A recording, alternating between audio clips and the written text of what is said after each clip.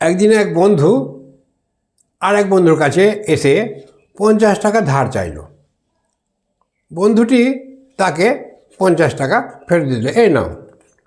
বন্ধুটি হাত বাড়িয়ে নিয়ে নিল। তারপর কিছুদিন পর বন্ধুটি আবার টাকা ফেরত দিতে আসে।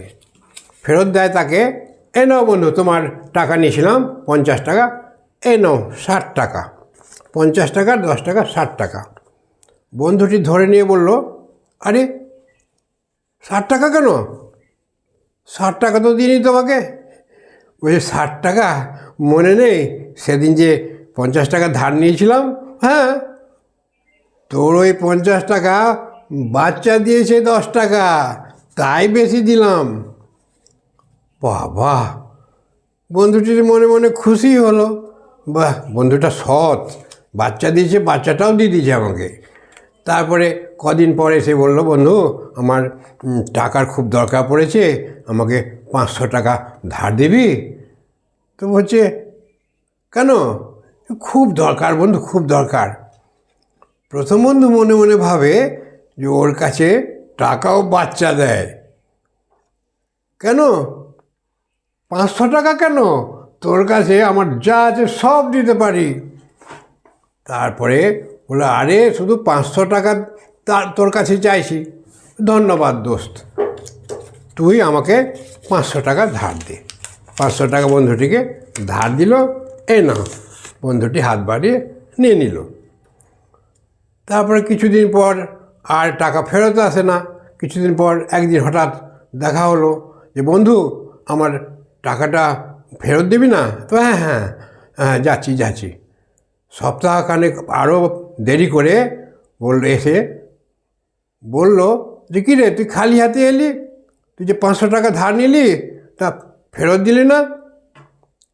দোস্ত কী আর বলবো, দুঃখের কথা। ওরে বাবা রে, ওই 500 টাকা বাচ্চা দিতে গিয়ে মারা গেছে।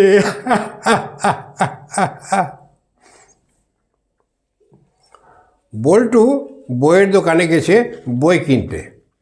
বিক্রেতা বলছে, স্যার এই বইটা নিয়ে যান, এটা একটা ভয়ের বই, এতে কালো জাদু সম্বন্ধে লেখা আছে। বল্টু বলল, দাম কত? বিক্রেতা বলল, 300 টাকা। এইটুকুন পাতলা বইয়ের দাম 300 টাকা? আগে স্যার, এই বইতে কালো জাদুর প্রভাব আছে। তারপরে ও 300 টাকা দিয়ে দিল বিক্রেতাকে। নাও। দিয়ে বিক্রেতারা হাত বাড়িয়ে নিল, নিয়ে বলল, ভুলেও এই বইয়ের শেষ পৃষ্ঠাটা খুলবেন না, খুললেই আপনি জ্ঞান হারাবেন। কৌতূহল সামলাতে না পেরে বইটি কিনে পুরো বইটা পড়ে শেষ পৃষ্ঠা আর খুলল না। ভয়ে আরও কিছুদিন পর সাহস করে শেষ পৃষ্ঠাটা খুলে দেখা আছে